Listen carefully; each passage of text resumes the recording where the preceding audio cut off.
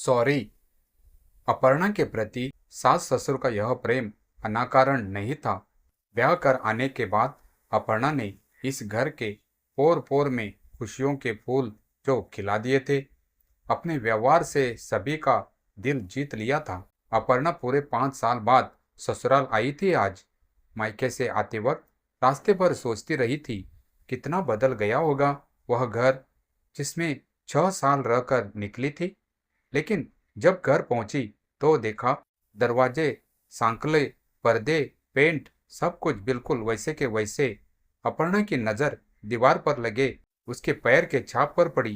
पहली बार जब उसने इस घर में कदम रखे थे तो सासू माँ ने उसे घर की लक्ष्मी कहकर आरती उतारी और उसके पैरों को रंगों से भरी ताल में भिगोकर उसके छाप सफेद तख्त पर ले लिए थे। बाद में उसे वही सामने के हॉल में कुंटी पर मेढ़ा कर टांग दिया था। कितना उल्लास, रौनक और चहल पहल से भरा हुआ था वह दिन।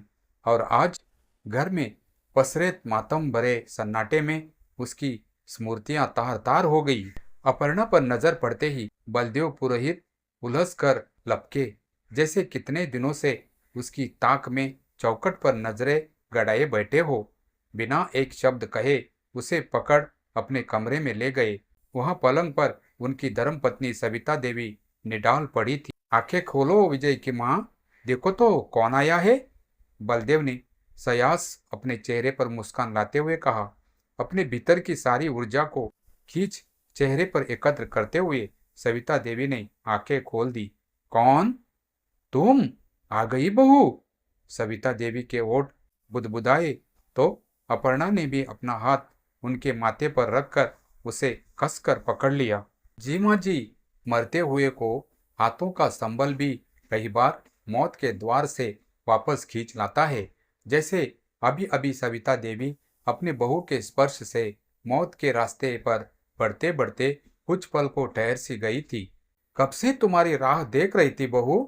सविता देवी ने एक कराह के साथ अपर्णा की हथेलियों को दबा दिया। अपर्णा की ननंद रीना कल ही दिल्ली से कानपुर आ गई थी। बेटा विजय कई दिनों से काम काज छोड़ दिन रात माँ की सेवा में ही लगा रहता था। लेकिन सविता को तो जैसे अपर्णा के सिवा कोई नाम ही नहीं सूझता था। जब से बिस्तर पर पड़ी एक ही रट लगा लिया, मेरी बहू को वापस लाओ, मुझे बहू से मिलना है। भाभी, अब आप आ गई हो तो देखना माँ कैसे ठीक होती है। रीना ने एक झूठी दिलासा अपर्णा की ओर लुढ़का कर बातचीत का सिलसिला आगे बढ़ाना चाहा। अपर्णा ने भी एक संक्षिप्त मुस्कान से पिछले 5 वर्षों से पड़ी धुंध छटाने का प्रयत्न किया। कुछ देर में रीना चाय बनाकर ले आई। अपर्णा को अजीब लग रहा था।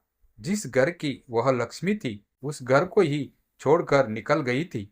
कितने साल बीत गए, उसे नाराज होकर यहाँ से गए, मगर आज लौटी तो किसी के चेहरे पर उसके प्रति रक्त भर नाराजगी न देखकर वह हैरान थी। उसे तो लगा था बाबूजी उलाहना देंगे, ननद मुंह बिचकाकर बात करेगी, सासू माँ डांटेगी, मगर यहाँ तो सब ऐसे बोल रहे हैं जैसे कुछ हुआ ही ना हो। उसे चाय का कप उठाने में संकोच हो रहा था, फिर भी रीना के सहज स्नेह को वह नकार न सकी। अपर्णा के प्रति सास ससुर का यह प्रेम अकारण भी तो नहीं था। ब्याह कर आने के बाद अपर्णा ने इस घर के पौर पौर में खुशियों के फूल जो खिला दिए थे, अपने व्यवहार से सभी का दिल जीत लिया था। रात को जब जब साथ खाना खाने बैठते तो बात बात में अपर्णा बाबूजी की प्लेट में एक रोटी और रख देती। बाबूजी मना करते रहते, फिर भी थोड़ी और सब्जी परोस देती। बाबूजी कहते, अपर्णा जैसी लक्ष्मी घर में आ जाए तो किसी को बुढ़ापे में रोना ना पड़े। अचानक परिवार की खुशी पर मानो किसी की नजर लग गई। कोई 5 साल पहले एक दिन अपर्णा और विजय में किसी बात को लेकर कहासुनी हो गई। कई दिनों तक अनबन बनी रही। न विजय मानता था और न अपर्णा झुकने को तैयार हुई। कट पीट बढ़ती गई। आखिरकार एक दिन अपर्णा ने अपना सूटकेस बांधा और बेटी प्रियांशी को लेकर मायके चली गई। अपर्णा को कुछ अपने परिवार वालों की हैसियत का दम्भ था, तो विजय को भी मर्द होने का गुमान उसके जाने के बाद विजय ने अपनी माँ से कह दिया, अपर्णा अपनी मर्जी से गई है तो अपनी मर्जी से ही आएगी, मैं उसे बुलाने नहीं जाऊंगा। उधर अपर्णा ने भी ठान ली, विजय जब तक आकर सॉरी नहीं बोलते वापस नहीं जाऊंगी। बेटी प्रियांशी छोटी थी बहुत, मगर नाना नानी के घर अपने दादा दादी को याद कर अक्सर ही रो पड़ती। सविता देवी भी पोती को याद कर तड़प उठती। जब तक थी गौरैया भी भांति पूरे बरामदे में खुदकती रहती। अचानक चले जाने से जैसे सविता देवी की जिंदगी की रेल चलते चलते ठहर सी गई थी। बलदेव भी घर की लक्ष्मी के इस तरह रूठने से आहत थे। जब तब विजय कहते, पति पत्नी के बीच नोकझोंक तो होती रहती है, लेकिन रिश्तों में लाठी सी अखड़ नहीं, मंजूसी लचक होनी चाहिए। लेकिन विजय के ऊपर तो जैसे कोई जिद्दी साये का फेर हो गया था। तनातनी में 5 साल गुजर गए। बलदेव कई बार अपनी बहू को लिवाने गए, लेकिन हर बार अपर्णा ने यह कहकर उन्हें लौटा दिया कि जब विजय आएंगे लेने तभी चलूंगी। पिछले 2 साल से दोनों परिवारों में कोई आना जाना नहीं था। अपर्णा की अनुपस्थिति विजय को शारीरिक और मानसिक तौर पर अखर रही थी। विजय दिन ब दिन कमजोर और चिड़चिड़ा होने लगा था। काम में कम मन लगता था। अक्सर सिगरेट फूंककर अपनी फिक्र को बुलाने की कोशिश करता। अपर्णा मायके के दम्भ में चली तो गई, लेकिन कुछ दिन बाद ही वहां रहना उसे बोझ सा लगने लगा था। अपर्णा के पिता को रिटायरमेंट के बाद पेंशन मिलता था, मगर पेंशन के पैसों को खर्च करने का काम बड़े भाई दिवाकर का था। अपर्णा को जब तब अपने व्यक्तिगत खर्चों और बेटी की पढ़ाई के लिए भाई से पैसे मांगने में झिझक होती। हालांकि दिवाकर उसे कुछ पैसे हर माह देता, मगर उतने पूरे न पड़ते। कभी कभी अपर्णा को अपने किए पर पछतावा होता, पर इस बात को वह कभी जाहिर न करती। दुनिया के सामने तो वह एक झूठे अभिमान को आड़े रखकर अपनी सही गलत फैसलों पर अड़ी रही। सविता देवी के बीमार होने के बाद बलदेव ने कई बार अपनी बहू के पास वापस लौट आने का संदेशा भिजवाया। अपर्णा ने सोचा, जब इतने दिन में नहीं झुकी तो आगे भी नहीं झुकूंगी, और हर बार वह दृढ़ता से इनकार कर देती।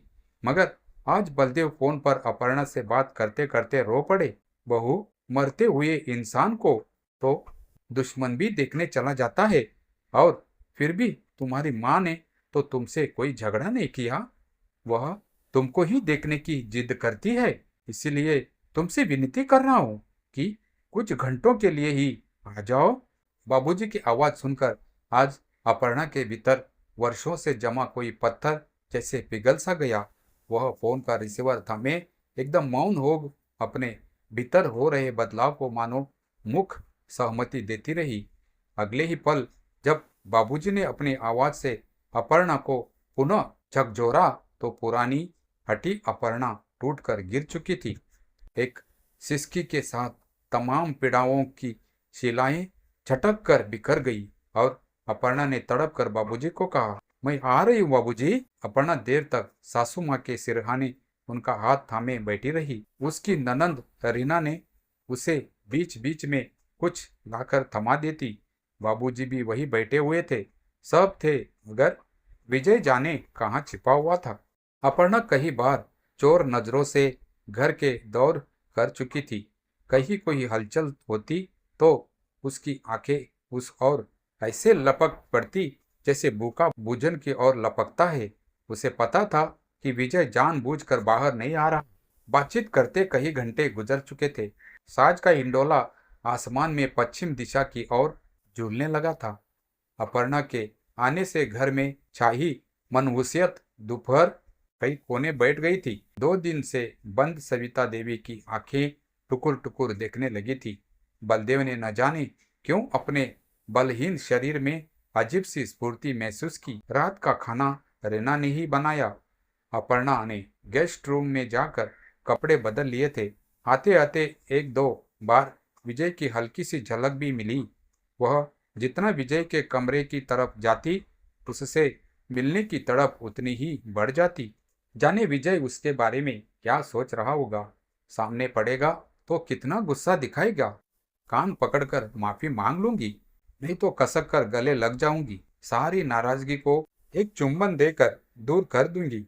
माँ के बिस्तर के पास से हटते ही अपर्णा को विजय के ख्यालों ने पूरी तरह घेर लिया। कुछ देर बाद सबने वही बरामदे में ही खाना खाया। रीना विजय की प्लेट उसके कमरे में थमाकर आ गई थी। अपर्णा चाहती थी कि कोई उसे कहे जाकर विजय को खाना दे आओ, मगर ऐसा न हुआ। जानती हो बहू, तुम्हारे आने से आज घर में ठीक से चूल्हा जल गया। बाबूजी ने अपर्णा की ओर उम्मीद से आंखें फैलाए कहा। अपर्णा कुछ बोल न सकी, बस मुस्कुरा दिया। अपर्णा की नजर विजय के कमरे की ओर ही टिकी थी। शायद खाना खाकर विजय बाहर निकले, मगर कुछ ही मिनट में रीना विजय की खाने की प्लेट वापस लेकर आ गई। क्या हुआ रीना, प्लेट वापस क्यों ले आई? बलदेव बुदबुदाया। भैया को भूख नहीं, रीना ने कुछ उदास होकर कहा। 3 दिन हो गए, विजय ने ठीक से एक निवाला भी नहीं लिया है, बलदेव ने अपर्णा की ओर देखते हुए कहा। तो अपर्णा अपराध बोध से भरी उठी। जैसे इस मुश्किल घड़ी में विजय के साथ न होने का उसे मलाल हो उठा। उसके बाद अपर्णा से भी रोटी नहीं खाई गई। रात अपर्णा और रीना गेस्ट रूम में साथ ही लेटे। न रीना की आंखों में नींद थी और न ही अपर्णा की आंखें झपकने को राजी थी। बातों बातों में रीना ने अपर्णा से कहा, भैया से अब तक नाराज हो क्या भाभी? अपर्णा को यह सवाल का कोई जवाब नहीं सूझा। उसने कह दिया, नाराज तो तुम्हारे भैया है, भैया नाराज नहीं है। वो तो कब से तुम्हारा इंतजार कर रहे हैं। अब आई हो तो उनके पास भी नहीं जाओगी क्या? रीना की बात सुनकर अपर्णा के आंखों में आंसू चुआ पड़े। कंठ में कांटे उग गए और जुबान तालू से चिपक गए। जैसे कितने दिनों का गम इकट्ठा होकर आज आंखों के रास्ते निकल जाने को व्याकुल हो उठे हो। भाभी को देखकर रीना अपने बिस्तर से उठ बैठी। भाभी को कलेजे से लगाया तो अपर्णा एक सिसक के साथ रो पड़ी।